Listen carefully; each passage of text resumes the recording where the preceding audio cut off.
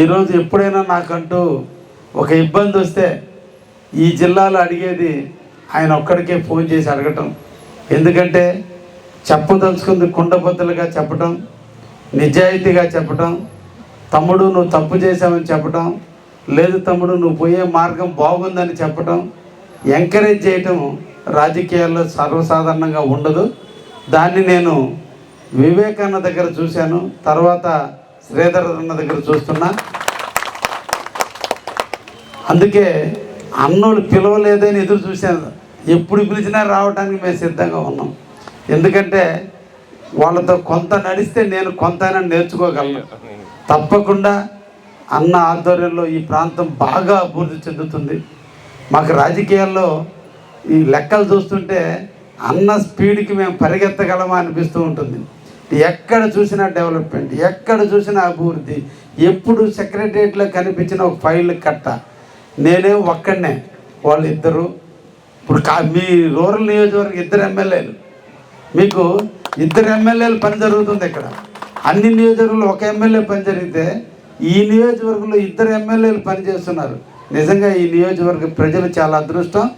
నిజంగా ఇటువంటి నాయకుడు వెనక నడవాల్సినటువంటి కర్తవ్యం ఈ నియోజకవర్గ ప్రజానీకానికి అందరికీ ఉంది.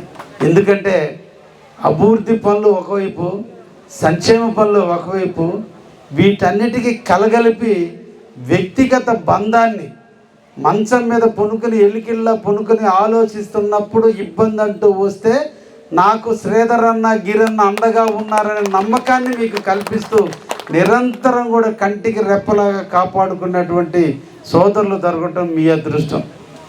నాకు కూడా ఇప్పుడు అనిపిస్తుంది, మా తమ్ముడు కూడా ఉండుంటే నాకు కూడా బాగుండేమోనని.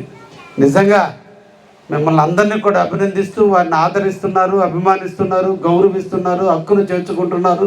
వాళ్ళకి ఎనలేని మెజార్టీని ఇస్తున్నారు.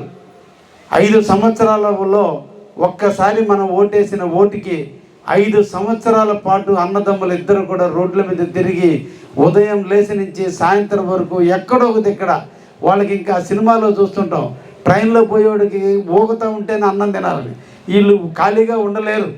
ఎక్కడో ఒకటి గొంతుల్లో తిరగాలి, ఎక్కడో ఒకటి ట్రైన్ కట్టించాలి, ఎక్కడో ఒక సిమెంట్ రోడ్ వేయించాలి, లేదంటే అది ఇది కాదంటే సెక్రటరియట్లో తిరిగి ఫైల్ మంత్రుల దగ్గర పోయి తెచ్చుకోవాలి.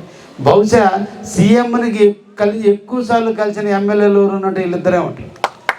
మంత్రుల దగ్గర పోతే ఎక్కడ చూసినా ఫైల్ కట్ట టేబుల్ మీద ఉంటుంది. నేను ప్రతిసారి ఒక్కసారి వీళ్ళకి ముందుకు పోదామని ట్రై చేస్తున్నా, నా వల్ల కావటంలా. కాబట్టి ఈరోజు ఇటువంటి వ్యక్తుల్ని మీరు ఇంకా రావాలని, వారు కూడా రాబోయే కాలంలో డీలిమిటేషన్ జరుగుతుంది. ఒకవైపున అన్నని, ఇంకొక వైపున తమ్ముడిని కూడా మీరు ఎమ్మెల్యేని చేసుకోవాల్సిన బాధ్యత ఉంది. ఎందుకంటే గిరిలా ఫైర్ ఉంది, చెయ్యాలనే తపన ఉంది, ఫ్యాషన్ ఉంది. అంటే రాజకీయంలో ఏదో పదవి వచ్చింది దాన్ని అనుభవిద్దామనే దానికంటే కూడా పేదవాడు పక్కన నిలబడాలని ఆనందం ఉండేటువంటి నాయకులు దొరకడం చాలా అదృష్టం. అది నెల్లూరు జిల్లాలో ఈరోజు మా గిరిధర్ అన్నకు వచ్చింది.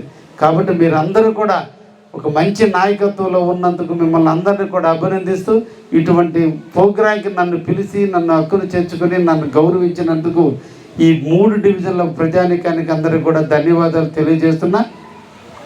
అభివృద్ధి ప్రదాత అయినటువంటి శ్రీ నారా చంద్రబాబు గారి నాయకత్వం ఈరోజు రాష్ట్రంలో విస్తారంగా వర్షాలు కురిసినాయి, రైతాంగం అంతా పంటలు పండించుకున్నారు. ముఖ్యంగా మన నెల్లూరు జిల్లా పారిశ్రామిక ప్రగతి వైపు పరుగులెడుతుంది. ఏ కాన్స్టిట్యున్సీలో చూసినా ఇండస్ట్రీలు రాబోతున్నాయి. మన బిడ్డల భవిష్యత్తులో ఎక్కడికో పోయి చేయాల్సిన అవసరం లేదు.